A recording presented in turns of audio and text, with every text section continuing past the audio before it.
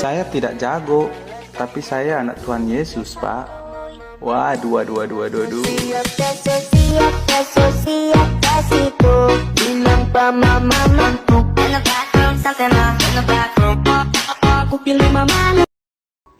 Bacaan kita pada hari ini diambil dari Injil menurut Yohanes, bab 1, ayat 1 sampai dengan 18. Pada awal mula adalah firman. Firman itu ada bersama-sama dengan Allah. Dan firman itu adalah Allah. Firman itu ada pada mulanya bersama-sama dengan Allah. Segala sesuatu dijadikan oleh Dia. Dan tanpa Dia, tidak ada sesuatu pun yang telah jadi dari segala yang telah dijadikan. Dalam Dia ada hidup, dan hidup itu adalah terang bagi manusia. Terang itu bercahaya di dalam kegelapan, tetapi kegelapan tidak menguasainya. Datanglah seorang yang diutus Allah, namanya Yohanes.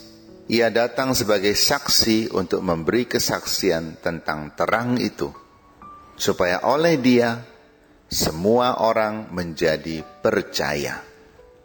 Ia sendiri bukan terang itu, tetapi ia harus memberi kesaksian tentang terang itu. Terang yang sesungguhnya, yang menerangi setiap orang, sedang datang ke dalam dunia. Terang itu telah ada di dalam dunia, dan dunia dijadikan olehnya, tetapi dunia tidak mengenalnya. Ia datang kepada milik kepunyaannya, tetapi orang-orang kepunyaannya itu tidak menerimanya.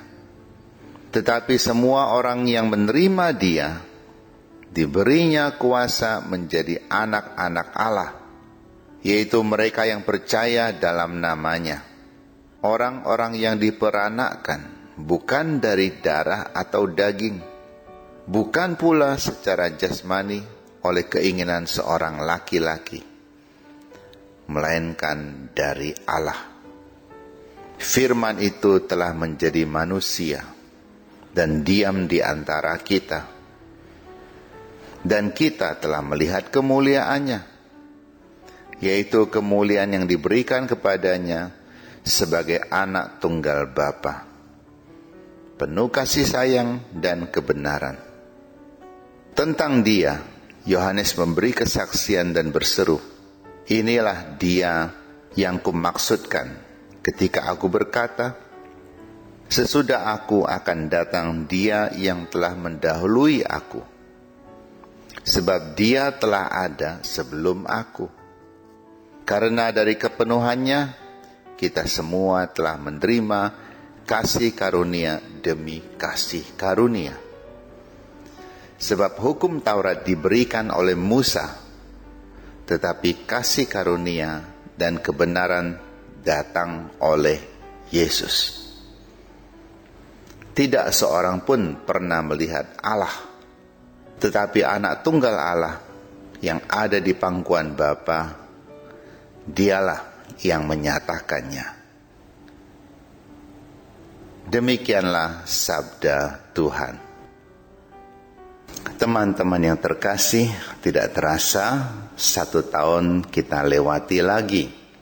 Dan hari ini adalah hari terakhir dalam tahun 2021. Dalam bacaan hari ini, Yohanes, sang penulis Injil, menuturkan bahwa Yohanes Pembaptis datang ke dunia untuk memberi kesaksian tentang terang itu. Suatu terang yang tidak pernah akan dikuasai oleh kegelapan. Secara fisik kita melihat Yesus dibunuh orang, tetapi terangnya tidak pernah mati. Ia bangkit lagi. Sampai hari ini kita masih melihat banyak orang Kristiani atau orang-orang yang mempunyai semangat Kristiani juga, meskipun tidak dibaptis, melakukan kebaikan-kebaikan yang memberikan harapan hidup kepada orang-orang yang mungkin seakan-akan sudah mati oleh keputusasaannya, oleh kegagalannya, di dalam usaha, di dalam keluarga, mungkin juga di dalam pertemanan, karena merasa dikhianati, karena merasa dibuang, karena merasa apa yang dia lakukan sia-sia, tidak mencapai hasil yang dia harapkan.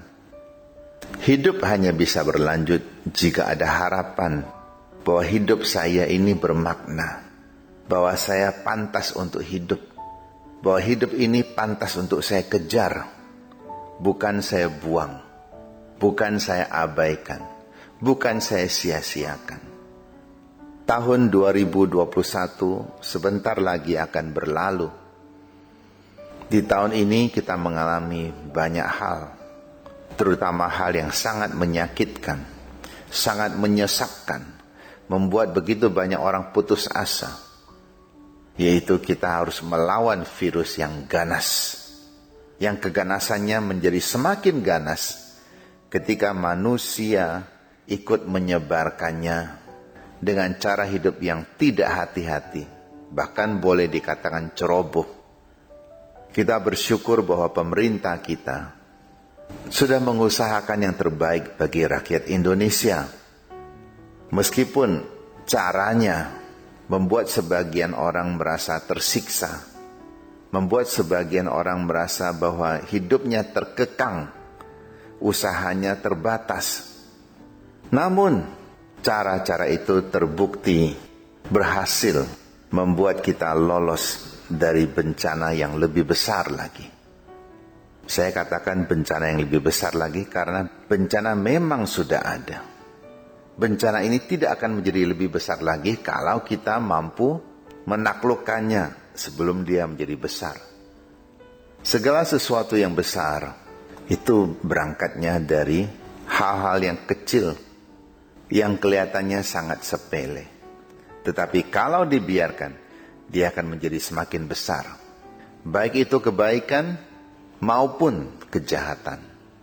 Terutama kejahatan. Karena kejahatan akan menuai hasil yang lebih cepat daripada kebaikan. Banyak kebaikan kita lakukan, tetapi seakan-akan belum membuahkan hasil. Tetapi kejahatan segera akan nampak hasil. Entah itu berupa kesenangan bagi diri sendiri, atau mungkin berupa hukuman yang menyakitkan, yang membuat kita merasa menyesal. Tapi jelas semua sudah terlambat. Ketika virus datang, pemerintah kita mengusahakan vaksinasi untuk rakyat. Vaksinasi berarti kita diberi kekuatan lebih untuk mencegah virus yang menyerang kita. Kekuatan badan kita ternyata tidak mampu melawan virus. Maka perlu ada kekuatan lebih, yaitu vaksinasi. Ada macam-macam vaksinasi. Ada yang efektif, ada juga yang tidak bereaksi apa-apa. Bahkan ada yang ketika diterima malah menjadi hal yang buruk bagi tubuh si penerima. Semua itu adalah usaha dari pemerintah untuk membantu kita terhindar dari kematian yang disebabkan oleh virus itu. Tetapi apakah rakyat mengerti itu? Belum tentu. Karena sebagian besar orang menolak itu. Sebagian orang malah percaya bahwa virus itu hanyalah suatu khayalan untuk menakut-nakuti manusia. Efeknya memang kelihatan, orang ketakutan. Tetapi apakah itu khayalan? Kita juga tidak bisa mengatakan itu khayalan, karena nyatanya memang banyak orang meninggal karena itu. Ada juga orang yang tidak meninggal, tetapi sudah setengah mati. Tanyalah kepada orang-orang yang sudah mengalaminya. Mereka mempunyai perasaan seakan-akan, apakah besok saya masih hidup? Karena sekarang pun sudah sangat menderita. Jadi sekali lagi, vaksin itu adalah kekuatan tambahan. Hidup kita juga memerlukan kekuatan tambahan. Yang kita dapatkan dari doa. Yang kita dapatkan dari hiburan teman-teman di sekitar kita. Yang kita dapatkan dari bantuan-bantuan yang tidak pernah kita duga sebelumnya. Bahkan bantuan dari orang-orang yang sebelumnya kita remehkan, orang-orang yang sebelumnya kita hindari. Tetapi itulah cara Tuhan. Tuhan bisa menggunakan macam-macam cara untuk memberikan kekuatan tambahan kepada kita. Bicara tentang vaksin. Baru-baru ini ada berita, entah benar atau tidak. Ada orang yang menjadi joki vaksin. Dia menerima vaksin sebanyak 16 kali. Tapi dia baik-baik saja. Artinya ada sedikitnya 16 orang, mungkin lebih banyak lagi, yang tidak melakukan vaksinasi, tetapi ingin diakui sebagai orang yang menerima vaksin. Supaya ia bebas untuk melakukan kegiatan-kegiatan yang memerlukan bukti bahwa orang sudah divaksinasi. Vaksinasi sebenarnya bukan hal yang menyulitkan orang. Kalaupun kita merasa tidak bisa diselamatkan dengan vaksinasi, minimal ketika kita menerimanya, kita bisa menyelamatkan orang-orang lain yang lemah. Kalau kita sehat, maka kita tidak menulari orang. Kalau orang-orang juga sehat, maka mereka tidak akan bisa menulari kita. Pertanyaan saya adalah, apakah kita juga menggunakan jasa-jasa joki di dalam usaha kita mendekati Tuhan? Di dalam usaha kita untuk memuliakan Tuhan dengan karya-karya kita. Kalau kita melakukan itu, maka kita sedang membohongi diri kita sendiri. Siapa yang melakukan kebaikan, dialah yang dicatat oleh Tuhan. Maka sama seperti orang yang menggunakan joki untuk mendapatkan sertifikat bahwa dia sudah vaksin. Demikian pula dengan hidup keimanan kita. Kebaikan harus kita lakukan sendiri. Tidak bisa kita membayar orang untuk melakukan kebaikan, lalu kita mengaku bahwa kebaikan orang itu adalah hasil dari kebaikan saya. Tidak, itu hanya sekedar membeli saja. Kita tidak berbuat apa-apa. Dalam kehidupan sehari-hari kita bisa melihat, tidak sedikit orang tua menggunakan jasa orang lain untuk mendidik anaknya. Maka siapa yang sebenarnya berjasa dalam pendidikan itu?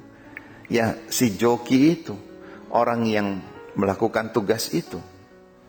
Di mata dunia kelihatan bahwa orang tua sudah mendidik anaknya. Tapi sebenarnya sebagian besar pengorbanan itu dilakukan oleh orang lain. Apakah itu bermakna di hadapan Tuhan? Tidak ada maknanya. Semoga peristiwa ini membantu kita untuk merenungkan dan juga untuk memeriksa diri kita. Apakah kita sungguh menjadi Kristiani yang benar, yang melakukan sabda Tuhan dengan benar, atau kita hanya menjadi orang-orang yang membayar jasa orang lain. Semoga kita memasuki 2022 dengan penuh sukacita, penuh semangat, dan juga iman yang bertumbuh, agar di tahun yang baru kita semakin mampu mengekspresikan diri kita bahwa kita adalah anak-anak Allah yang melakukan kehendak Bapanya. Amin. Marilah kita menerima berkat Tuhan.